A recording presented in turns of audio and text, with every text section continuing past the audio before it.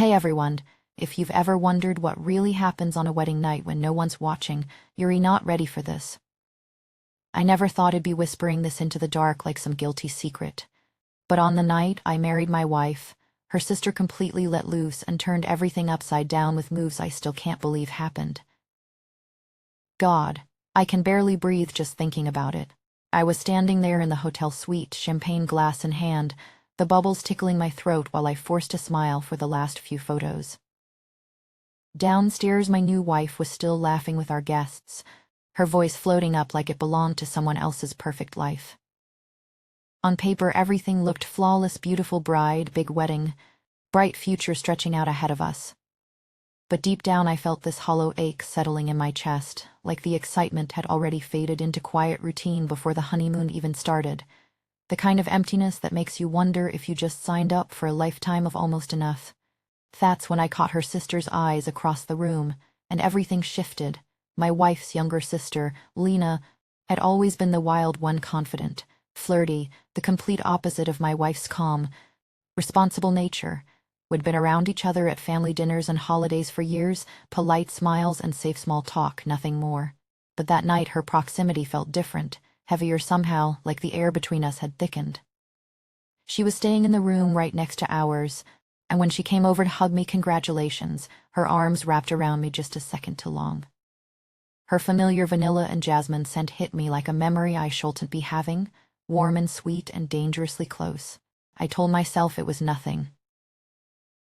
Just wedding nerves, just the champagne, but my pulse was already listening to something else. She pulled back slowly, her fingers brushing the back of my neck as she did, and gave me that knowing little smile that made my stomach tighten. She murmured, voice low enough that only I could hear. The words hung there between us, innocent on the surface but carrying this electric undercurrent that made the hair on my arms stand up. I laughed it off, tried to focus on my wife downstairs, on the vows it just said, on how this was supposed to be the happiest night of my life. Yet every time I glanced toward the hallway, I could feel Lena's presence like gravity pulling at me. Later, while my wife was in the bedroom changing out of her dress, Lena knocked softly on our suite door asking for help with her zipper. I opened it without thinking, and there she was, her back turned to me, the silky fabric of her bridesmaid dress slipping slightly off one shoulder. My fingers trembled just a little as I reached for the zipper, the soft texture of the material under my fingertips sending an unexpected jolt straight through me. Her skin was so close I could feel the warmth radiating from it. Inches away, and that same vanilla jasmine scent wrapped around me again, sweeter now in the quiet of the hallway. I swallowed hard, telling myself to hurry, to keep it professional, to remember whose sister this was. But my hands lingered longer than they should have, the slow pull of the zipper sounding impossibly loud in the silence. She didn't move away. If anything, she leaned back just a fraction, her breath catching softly as the fabric shifted. "Thanks," she whispered, turning her head so her lips were dangerously near my ear. "You're always so helpful." My heart was hammering now, loud enough I was sure she could hear it.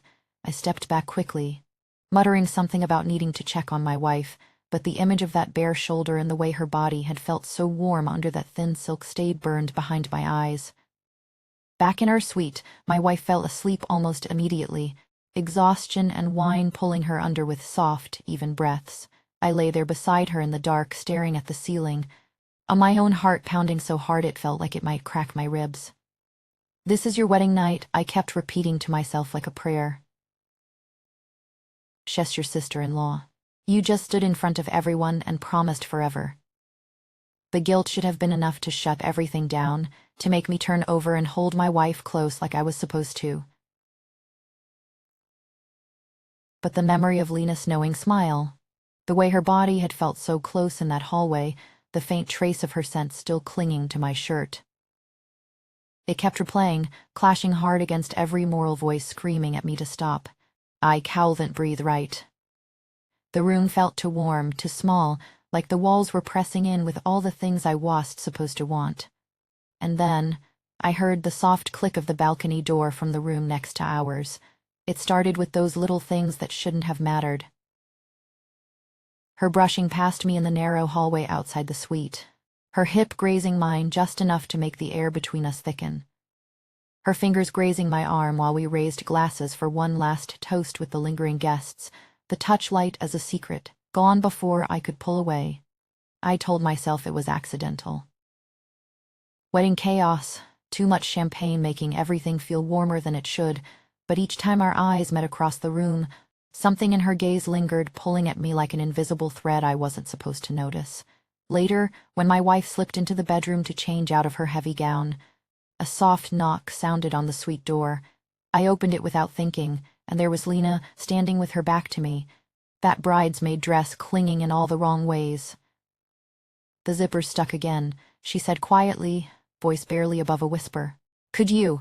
My hand moved before my mind caught up. The silky fabric felt smooth under my fingertips as I eased the zipper down just a fraction, the slow sound cutting through the quiet like a held breath. Her dress slipped slightly off one shoulder, revealing the curve of warm skin that caught the low light from the hallway. Heat radiated from her, inches away, and that vanilla jasmine scent wrapped around me again, heavier now, sweeter, like it had been waiting for this exact moment. I swallowed hard. My fingers trembled against the fabric. "This is your wife's sister," I thought, the words sharp in my head. "You just married her family." But my hands didn't hurry.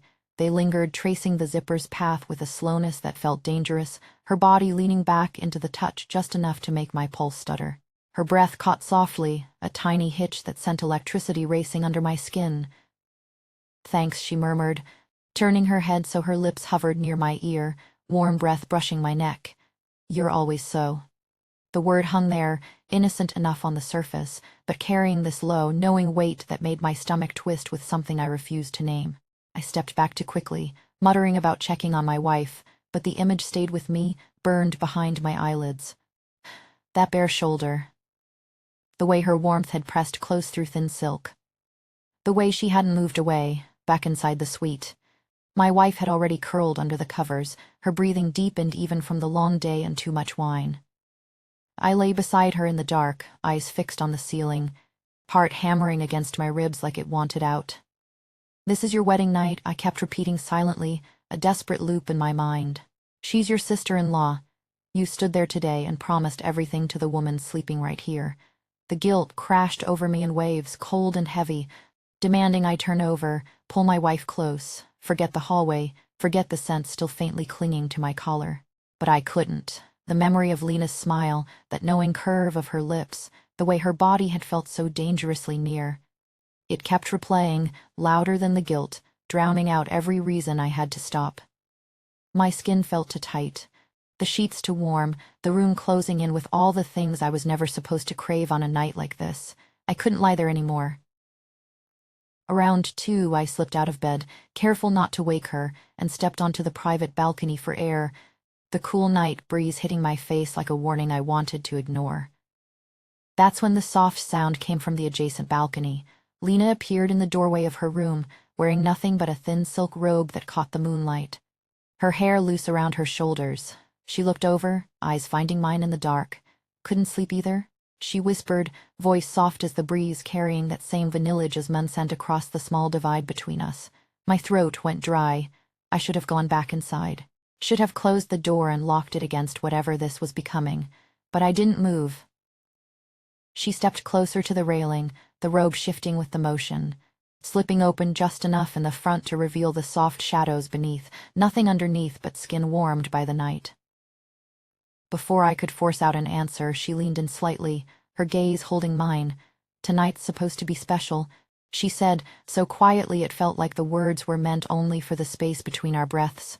"Let me make it unforgettable for you."